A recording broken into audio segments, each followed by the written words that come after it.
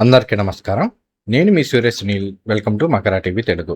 ఈ వీడియోలో మనం మీనరాశి వారికి మీ జన్మరాశిలోనే అంటే మీనరాశిలోనే 138 రోజుల పాటు వక్రించి సంచారం చేయబోతున్న శని భగవానుడు ఎటువంటి ఫలితాలను ఇవ్వబోతున్నారు, అలానే మీనరాశిలోని నక్షత్రాల వారికి శని భగవానుడి యొక్క వక్ర సంచారం అనేది ఎటువంటి ప్రభావాన్ని చూపబోతుంది అనే దానికి సంబంధించి తెలుసుకుందాం.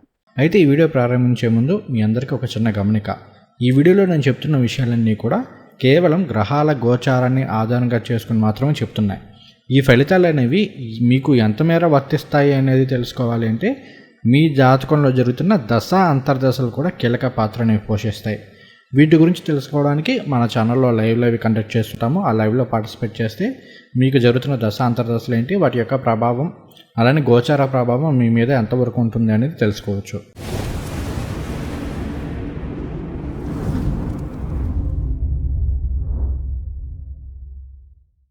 మీనరాశి వారికి అసలు శని భగవానుడు ఏమవుతారు? ఆయన మకర కుంభరాశులకు అధిపతి, అంటే 11, 12 స్థానాలకు అధిపతి. ఈయన ప్రస్తుతం మీకు మీనరాశిలో అంటే మీ జన్మరాశిలోనే సంచారం చేస్తూ ఉన్నారు.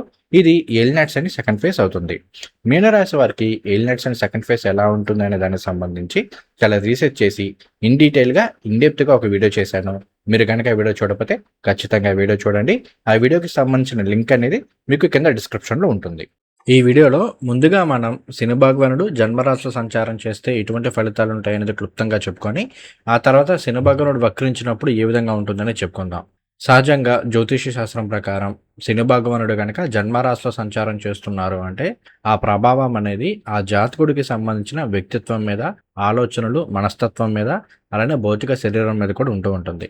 నేను గమనించినంత వరకు జన్మరాశిలో శని భగవానుడి యొక్క సంచారం జరుగుతుంది అంటే ఆ వ్యక్తి ఏదో సాధించాలన్న తపన అనేది పెరుగుతూ ఉంటుంది, కానీ ఎలా సాధించాలో తెలియదు. ఏదో చేసేద్దామని ఉంటుంది, బట్ ఎలా చేయాలో తెలియదు. అలానే జన్మరాశిలో శని భగవానుడి యొక్క సంచారం అనేది అసలు ప్రపంచానికి సంబంధించిన వాస్తవికతను తెలియజేస్తూ ఉంటుంది. అంటే మీ దగ్గర డబ్బు ఉన్నప్పుడు మనుషులు ఎలా ఉంటారు, మీ దగ్గర డబ్బు లేనప్పుడు మనుషులు ఎలా ఉంటారు, మీతో అవసరం ఉన్నప్పుడు ఎలా ఉంటారు, అవసరం లేనప్పుడు ఎలా ఉంటారు. ఇప్పటి వరకు ఏంటంటే మనం అంతా కూడా మన వాళ్ళే, మన స్నేహితులే అనుకున్న మనం అసలు మన వాళ్ళు ఎవరు, బయట వాళ్ళు ఎవరు, మన వాళ్ళుగా నటిస్తున్న వాళ్ళది ఎవరు, వీటికి సంబంధించిన వాస్తవికత అనేది జన్మరాశిలో శని భగవానుడు సంచారం చేస్తున్న కాలంలో తెలుస్తూ ఉంటుంది. అలానే ఇదే సమయంలో అసలు ఆ మనిషికి సంబంధించిన డెస్టినీ ఏంటి, పొటెన్షియల్ ఏంటి, తను ఏం చెయ్యాలి, ఏం చేయకూడదు అనే దానికి సంబంధించి కూడా తనకు ఒక క్లారిటీ వచ్చే అవకాశాలు ఉంటూ ఉంటాయి. జన్మరాశిలో శని సంచారం స్టార్ట్ అవ్వకముందు వరకు కూడా ఏంటంటే వీళ్ళందరితో కలిసి సరదాగా తిరిగేవాళ్ళు, బయటికి వెళ్ళే వాళ్ళు, వీళ్ళంతా కూడా జన్మరాశిలో సంచారం స్టార్ట్ అవ్వగానే కాస్త ఐసోలేట్ అయ్యే అవకాశాలు ఉంటూ ఉంటాయి. ఎందుకంటే మామూలుగా మనం మీనరాశి గురించి చెప్పుకునేటప్పుడు సొసైటీకి ఎక్కువగా సర్వీస్ చేసేది కావచ్చు, నిస్వార్థ సేవ చేసేవాళ్ళు కావచ్చు, ఆధ్యాత్మిక సేవ చేసేవాళ్ళు కావచ్చు, మీనరాశుల్లో ఉంటూ ఉంటారు, లేదా ఆ లగ్నాల్లో పుట్టిన వాళ్ళై ఉంటారు. అయితే ఎప్పుడైతే జన్మరాశిలో శని భగవానుడి సంచారం స్టార్ట్ అయిందో ఇక్కడ సొసైటీకి ఉంటే కూడా తమ గురించి తాము, తమ కుటుంబం గురించి, తమ ఆర్థిక పరిస్థితుల గురించి, తమ ఆరోగ్య పరిస్థితుల గురించి ఆలోచించడం అనేది ఎక్కువ అవుతూ ఉంటుంది. అలానే జన్మరాశిలో శని భగవానుడి యొక్క సంచారం స్టార్ట్ అయింది అంటే ఆ జాతకుడికి సంబంధించిన వ్యక్తిత్వంలో కావచ్చు, మనస్తత్వంలో కావచ్చు, విపరీతమైన మథనం అనేది ఉంటూ ఉంటుంది. తన గురించి తను తెలుసుకునే ప్రయత్నమే మన జన్మరాశిలో శని భగవానుడి యొక్క సంచారంగా చెప్పుకోవాలి. ఇక ఇప్పుడు మనం మీనరాశి వారికి మీ జన్మరాశిలోనే వక్రించి సంచారం చేయబోతున్న శని భగవానుడు ఎటువంటి ఫలితాలను ఇవ్వబోతున్నారు అనే దాని గురించి తెలుసుకుందాం. మనం ఆల్రెడీ ఇంతకు ముందే చెప్పుకున్నాం కదా, జన్మరాశి అనేది మన వ్యక్తిత్వాన్ని, మన మనస్సు, మన ఆలోచన విధానము, భౌతిక శరీరం, వీటిని తెలియజేస్తూ ఉంటుంది. ఎప్పుడైతే ఈ స్థానంలో శని భగవానుడు వక్రించారో మీరు భవిష్యత్తుకి సంబంధించిన విషయాల కంటే కూడా గతంలో మీరు చేసిన తప్పులను సరిదిద్దుకోవడానికి, గతంలో మీరు ఆపేసిన పనులను పూర్తి చేసుకోవడానికి, ఇటువంటి విషయాల్లో ఈ టైం అనేది చాలా పాజిటివ్గా ఉంటుందని చెప్పుకోవాలి. ఒక గోల్డెన్ ఆపర్చునిటీ అని చెప్పుకోవాలి. అంటే ఫర్ ఎగ్జాంపుల్ సింపుల్గా చెప్పుకుందాం. ఇక్కడ మీనరాశి అనేది జడతత్వ రాశి అవుతుంది కాబట్టి వాళ్ళు చాలా సెన్సిటివ్గా ఉంటారు, చాలా ఎమోషనల్గా ఉంటారు, భావోద్వేగాలు అనేవి చాలా ఎక్కువగా ఉంటాయని చెప్పుకోవాలి.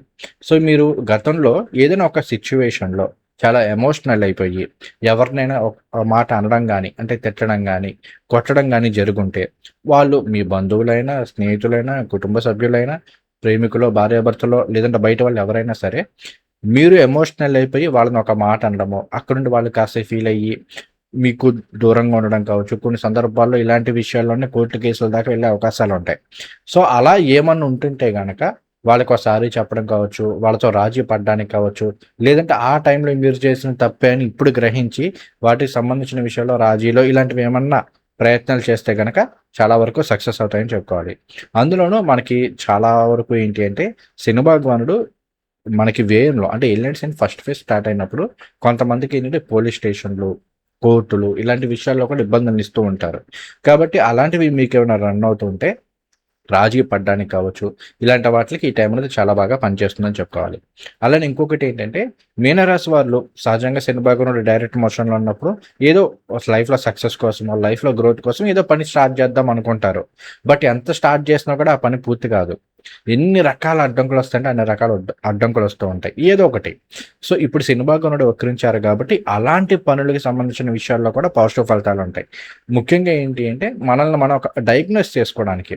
అంటే అసలు ఎందుకు ఆ పని పూర్తి కావట్లేదు? మన ప్రయత్నం లోపం ఉందా? ఇంకేమన్నా లోపం ఉందా? దాన్ని మనం ఎలా సాల్వ్ చేసుకోవాలి అనే దానికి సంబంధించి మీరు చేసే ప్రయత్నాలనేవి ఈ టైంలో చాలా బాగా సక్సెస్ అవుతూ ఉంటాయి.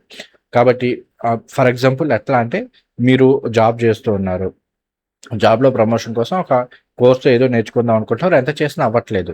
లేదంటే కొత్తగా ఒక బిజినెస్ స్టార్ట్ చేయాలనుకుంటున్నారు. ఎంత చేసినా వర్కౌట్ అవ్వట్లేదు. రకరకాలుగా ప్రయత్నం చేస్తున్నారు తప్ప ఒక కొలిక్కి రావట్లేదు. అలాంటి విషయాలను కూడా సార్ట్ ఔట్ చేసుకోవడానికి ఈ టైం అనేది చాలా బాగా కలిసొస్తుందని చెప్పుకోవాలి. అలానే అన్నింటికన్నా ముఖ్యంగా శని భగవానుడు జన్మరాశిలో వక్రిస్తున్నారు అంటే మీలో ఉన్న పాజిటివ్స్‌ని, నెగెటివ్స్‌ని తెలుసుకోవడానికి, అలానే అసల మీ టాలెంట్స్ ఏంటి?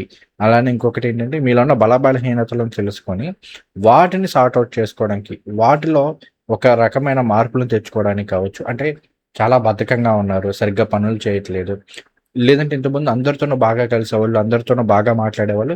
ఈ టైంలో అసలు ఎవరితోనూ మాట్లాడట్లేదు. ఎందుకు అలా ఉంటున్నారు? ఎందుకు కాస్త ఐసోలేట్ అయిపోతున్నారు? మన లోపమా? మన తప్ప, ఎదుటి వాళ్ళ తప్ప ఏంటి? ఇటువంటి వాటిల్లో మీరు మిమ్మల్ని మీరు ఒక అనాలిసిస్ చేసుకోవడము. మీలో ఉన్న బలహీనతలివి, మీలో ఉన్న బలాలివి. ఈ కారణం వల్ల మీరు ఇది చేయలేకపోతున్నారు. వాటిని సార్ట్ ఔట్ చేసుకోవాలి. వాటిని సాల్వ్ చేసుకుంటే మనం ఏం చేయాలి? ఎటువంటి ప్రయత్నాలు చేయాలని దానికి సంబంధించి మీరు చేసే ఈ పరిశోధన, పరిశీలన ఏవైతే ఉన్నాయో అవి బాగా అనుకూలిస్తాయి. ఈవెన్ అలాంటివి మీరు చేసుకోవాలి కూడా.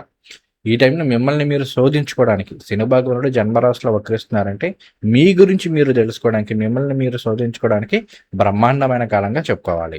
తర్వాత మనకి మీనరాశిలో సంచారం చేసిన శని భగవానుడు ఆయన 3వ దృష్టితోటి వృషభ రాశిని, 7వ దృష్టితోటి కన్యా రాశిని, 10వ దృష్టితోటి ధనుర్రాశిని ఆస్పెక్ట్ చేస్తారు.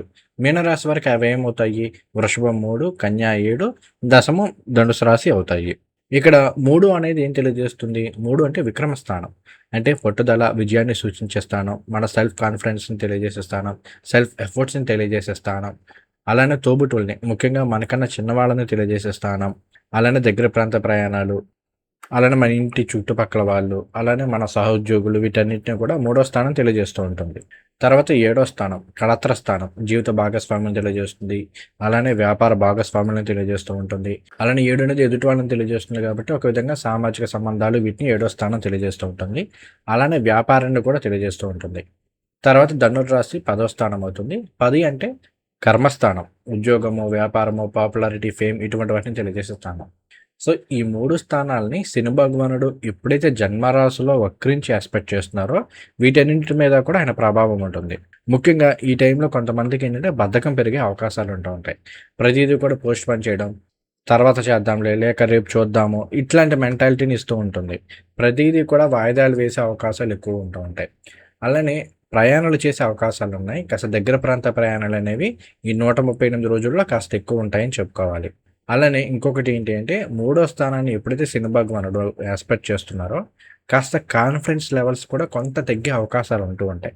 అంటే కొంతమందిలో ఏంటంటే, ఈ టైంలో అమ్మో! ఇంక నా వల్ల కాదేమో, అమ్మో! నేను చేయలేనేమో అన్న ఫీలింగ్ అనేది ఎక్కువ ఉంటూ ఉంటుంది. ఓవర్ థింకింగ్ ఎక్కువ ఉంటూ ఉంటుంది. అలానే ఒకటికి 2 సార్లు ప్రయత్నాలు చేయాల్సిన సిచ్యువేషన్స్ ఉంటూ ఉంటాయి. కాబట్టి కొంతమందేంటంటే విపరీతంగా విసిగిపోయే అవకాశాలనేవి ఈ టైంలో కొంత ఎక్కువ ఉంటూ ఉంటాయి. కాకపోతే ఒక్కటి గుర్తుపెట్టుకోండి. మీరు డిసిప్లైన్డ్ లైఫ్ స్టైల్ తోటి ఒక డిసిప్లైన్డ్‌గా పని చేసుకున్నట్లయితే ఈ టైంలో సూపర్ సక్సెస్ చూసే అవకాశాలుంటాయి. శని భగవానుడు అంటే క్రమశిక్షణ అంటే డిసిప్లైన్ వస్తుంది కాబట్టి హార్డ్ వర్క్ ఇవన్నిటికి ఆయనే కారకత్వం కాబట్టి డిసిప్లైన్డ్‌గా ఉండండి. హార్డ్ వర్క్ చేయండి. ఖచ్చితంగా సక్సెస్‌ని చూసే అవకాశాలు ఉంటూ ఉంటాయి. అలానే శని భగవానుడు 7వ స్థానాన్ని యాస్పెక్ట్ చేస్తున్నారు కాబట్టి మొన్నటి వరకు డైరెక్ట్ మోషన్‌లో ఉన్నప్పుడు ఏంటి అంటే, వివాహపరమైన విషయాల్లో ఆలస్యాలు, ఆటంకాలు ఇలాంటివి ఉంటూ ఉంటాయి. అయితే ఎప్పుడైతే శని భగవానుడు వక్రించారో, ఫస్ట్ ఆఫ్ ఆల్ ఇక్కడ మీనరాశి వారికి ఒక రియలైజేషన్ అనేది వస్తుంది. మొన్నటి వరకు ఏంటంటే, నాకిలాంటి సంబంధం రావాలి, నాకిలాంటి పర్సనే రావాలి అన్న గొంతుమ కోరికలు ఉన్న వాళ్ళు కూడా, ఈ టైంలో కాస్త రియలైజ్ అయ్యి ప్రాక్టికల్‌గా ఆలోచించడం మొదలుపెడతారు. అంటే ఫర్ ఎగ్జాంపుల్ ఇప్పుడు నేను అనుకుంటున్నవి అంత రియాలిటీ‌లో లేవు, అంత ప్రాక్టికల్‌గా లేవు. టూ మచ్ ఆఫ్ ఎక్స్‌పెక్టేషన్స్ పెట్టుకుంటున్నాను. కాబట్టి ప్రాక్టికల్‌గా ఆలోచించాలి. సో, ఇట్లాంటి ఆలోచన అనేది వస్తుంది. ఇక్కడి నుండి ఏంటంటే అసలు వాళ్ళ జీవితంలో వాళ్ళకేం కావాలి? వాళ్ళ జీవిత భాగస్వామి ఎలా ఉండాలనుకుంటున్నారనే దానికి సంబంధించి ఒక ప్రాపర్ రియలైజేషన్ అనేది ఈ టైంలో వస్తుందని చెప్పుకోవాలి. అలానే వివాహపరమైన విషయాల్లో చాలా వరకు పాజిటివ్ ఫలితాలు ఉండే అవకాశాలు కూడా ఉన్నాయి. మంచిగా వివాహ సంబంధాలొచ్చి వివాహం అయ్యే అవకాశాలు కూడా ఈ టైం పీరియడ్‌లో బాగానే ఉన్నాయని చెప్పుకోవాలి. ఒక విధంగా మీనరాశి వారికి ఈ విషయాల్లో పాజిటివ్. అలానే ఇంకొకటి ఏంటంటే ఆల్రెడీ పెళ్లయిపోయింది. గత కొంతకాలంగా భార్యాభర్తలు కాస్త ఎడబాటు పెడబాటుగా ఉండడం, ఏదో చిన్న చిన్న మనస్పర్ధల వల్ల దూరంగా ఉంటున్న వాళ్ళు కూడా ఈ టైంలో ఏంటంటే, అసలు నేను ఎందుకు ఆ రోజు అలా మాట్లాడాను? సరే తను తగ్గట్లేదు, నేను తగ్గితే తప్పేంటి? ఇట్లాంటి రియలైజేషన్ అనేది వచ్చే అవకాశాలు ఉండుంటాయి. భార్యాభర్తల మధ్య మళ్ళా మంచి సఖ్యత వచ్చే అవకాశాలనేవి చాలా ఎక్కువగా ఉన్నాయని చెప్పుకోవాలి. కేవలం భార్యాభర్తలనే కాదు, ఈవెన్ ఇక్కడ మనకి బిజినెస్ పార్ట్నర్స్ మధ్యలో కూడా గతంలో ఏమైనా డిస్ప్యూట్స్ ఉంటే అవి చాలా వరకు సార్ట్ అవుట్ అయ్యి, మరలా మంచిగా కలిసి వ్యాపారం చేసుకునే అవకాశాలనేవి ఈ టైంలో చాలా ఎక్కువగా ఉన్నాయని చెప్పుకోవాలి. తర్వాత శని భగవానుడు దశమాన్ని యాస్పెక్ట్ చేస్తూ ఉన్నారు. సో, దీనివల్ల ఏంటి అంటే 10 అంటే ఉద్యోగము, వ్యాపారం వీటిని తెలియజేస్తుందని చెప్పుకున్నాం. శని భగవానుడు కర్మకారకుడు అవుతూ కర్మస్థానాన్ని యాస్పెక్ట్ చేస్తున్నారు. కాబట్టి మీరు ఉద్యోగ, వ్యాపారపరమైన విషయాల్లో చాలా, చాలా జాగ్రత్తగా ఉండండి. ఎందుకంటే కొంతమందిలో ఎలా ఉంటుంది అంటే ఉద్యోగం వచ్చేసింది, బెటర్ జాబ్ ఉందనుకోండి, ఇంక నేను లేకపోతే ఈ కంపెనీ లేదన్న ఫీలింగ్‌లో ఉంటూ ఉంటారు. జాబ్‌ని సరిగ్గా సీరియస్‌గా తీసుకోరు. ఇది కాకపోతే ఇంకోటిలే మనకెంతసేపు ఇట్లా చిటికేస్తే 10 ఉద్యోగాలొస్తాయి అన్న ఫీలింగ్‌లో ఉంటూ ఉంటారు. అలా ఎవరైతే ఉన్నారో అంటే ఉద్యోగంలో కావచ్చు, వ్యాపారంలో కావచ్చు, ఎవరైతే బాధ్యతగా లేరో, ఎవరైతే రియాలిటీకి దూరంగా ఉంటారో, ఎవరైతే విపరీతమైన అహంకారాన్ని ప్రదర్శిస్తారో, అలాంటి వాళ్ళు మాత్రం ఈ సమయంలో ఉద్యోగంలో ఇబ్బందులు ఎదుర్కొనే అవకాశాలు చాలా ఎక్కువగా ఉన్నాయి. కాబట్టి ఈ విషయంలో మాత్రం మీనరాశి వాళ్ళు చాలా చాలా జాగ్రత్తగా ఉండండి. ఈ ఉద్యోగం లేకపోతే మనకి ఇంకో ఉద్యోగం రాదు. మనం కష్టపడాలి, మంచి పేరు తెచ్చుకోవాలి, లైఫ్‌లో ఎదగాలన్న తలంపు, కోరికలు ఇక్కడ ఉండాలే తప్ప, మనంత మగాడు ఎవడు లేడు, మనకు కాకపోతే ఇంకెవడికి ఉద్యోగం వస్తాడు అంటే ఈ టైప్ ఆఫ్ అహంకారం కావచ్చు, ఆ టైప్ ఆఫ్ మెంటాలిటీ కావచ్చు, ఈ టైంలో ఖచ్చితంగా దెబ్బేసే అవకాశాలు ఉంటూ ఉంటాయి. కొన్ని సందర్భాల్లో ఉద్యోగం మానివేయడం కావచ్చు, లేదంటే ఉద్యోగంలో మార్పులకు కూడా ఈ సమయం అనేది కారణమవుతుంది కాబట్టి, చాలా బాధ్యతగా ఉండి మెలగడానికి ప్రయత్నం అయితే చేయండి. ఇక ఇప్పుడు కొన్ని ముఖ్యమైన అంశాల గురించి కూడా తెలుసుకుందాము. ముందుగా ఆరోగ్యం. ఆరోగ్యం పరంగా చూసుకుంటే జన్మరాశిలో శని భగవానుడి యొక్క వక్ర సంచారం జరుగుతున్నప్పటికీ రాస్యాధిపతి అయిన గురువు పంచమంలో వచ్చే స్థితిలో ఉన్నారు. ఇది చాలా వరకు యోగిస్తుంది. పైగా జన్మరాశిని ఎక్స్పెక్ట్ చేస్తున్నారు కాబట్టి విపరీతమైన అనారోగ్య సమస్యలు అయితే ఏమీ లేవని చెప్పుకోవాలి. కాకపోతే కొన్ని సందర్భాల్లో ఒంట్లో వేడి పెరగడం ద్వారా జలుబు, జ్వరాలు ఇలాంటివి వచ్చే అవకాశాలు కొంత ఉన్నాయి. అలానే ఈ టైంలో ఏంటంటే మానసికంగా విపరీతమైన ఆలోచనలు అంటే ఓవర్ థింకింగ్ అనేది ఎక్కువ ఉంటూ ఉంటుంది. యాంగ్జైటీస్ అనేవి ఎక్కువ ఉంటూ ఉంటాయి. బద్ధకం పెరిగే అవకాశాలు అనేవి కొంత ఎక్కువగా ఉంటాయని చెప్పుకోవాలి. కొన్ని కొన్ని సందర్భాల్లో దంతాలకి సంబంధించి, నోటికి సంబంధించిన సమస్యలొచ్చే అవకాశాలు కొంతమేర ఉన్నాయి. అలానే మీలో ఎవరికైనా సరే దీర్ఘకాలిక అనారోగ్య సమస్యలు ఎప్పుడో ఏదో వచ్చుండి చాలా సంవత్సరాలు మిమ్మల్ని ఇబ్బంది పెట్టి తర్వాత తగ్గిపోయిన సమస్యలు ఉంటాయి చూడండి. అలాంటివి ఏమన్నా కాస్త తిరగబడే అవకాశాలు ఉంటూ ఉంటాయి కాబట్టి ఈ విషయాల్లో కొంత జాగ్రత్తలు అయితే తీసుకోండి సరిపోతుంది. అయితే వచ్చే స్థితిలో గురు సంచారం వలన పెద్దగా ఏది ఇబ్బంది పెట్టదు. ఈ విషయాన్ని గుర్తుపెట్టుకోండి. తర్వాత విద్యార్థులకు ఎలా ఉంటుందని చూద్దాము. విద్యార్థులకి ఈ కాలం అనేది కాస్త మిశ్రమ ఫలితాలను ఇస్తుందని చెప్పుకోవాలి. ముఖ్యంగా శని భగవానుడు జన్మరాశిలో ఉండి వక్రించారు కాబట్టి కొన్ని సందర్భాల్లో కాన్సంట్రేషన్ అనేది తగ్గడము, చదువు మీద ఆసక్తి తగ్గడము, అలానే బద్ధకం పెరగడము, తద్వారా చదవాలన్న ఇంట్రెస్ట్ లేకపోవడం ఇలాంటివి జరిగే అవకాశాలు ఉంటూ ఉంటాయి. అలానే ఎగ్జామ్స్‌కి వచ్చేసరికి కాస్త స్ట్రెస్ అనేది పెరిగినప్పటికీ కూడా పంచమ స్థానంలో ఏదైతే దాన్ని విద్యాస్థానంగాను, తెలివితేటల స్థానంగా తీసుకున్నారో ఆ స్థానంలో విద్యాకారకులైన గురువుగారి యొక్క సంచారము, పైగా ఉచ్చ స్థితిలో సంచారం జరుగుతుంది కాబట్టి విద్యార్థులకు చాలా వరకు బావుంటుంది. కొంచెం బద్ధకం వదిలి కాస్త శ్రమ చేసినట్లయితే చాలు విద్యార్థులకి బ్రహ్మాండమైన అవకాశాలు ఉంటాయని చెప్పుకోవాలి. తర్వాత ఆర్థిక పరంగా కూడా చూద్దాము. ఆర్థిక పరంగా చూసుకుంటే మాత్రం మిశ్రమ ఫలితాలు గోచరిస్తున్నాయి. మీనరాశి వాళ్ళకి ఖర్చులు పెరిగే అవకాశాలున్నాయి. ముఖ్యంగా ఇంట్లో శుభ కార్యక్రమాలకి సంబంధించిన విషయాల ద్వారా డబ్బులు ఖర్చయ్యే అవకాశాలు ఉంటూ ఉంటాయి.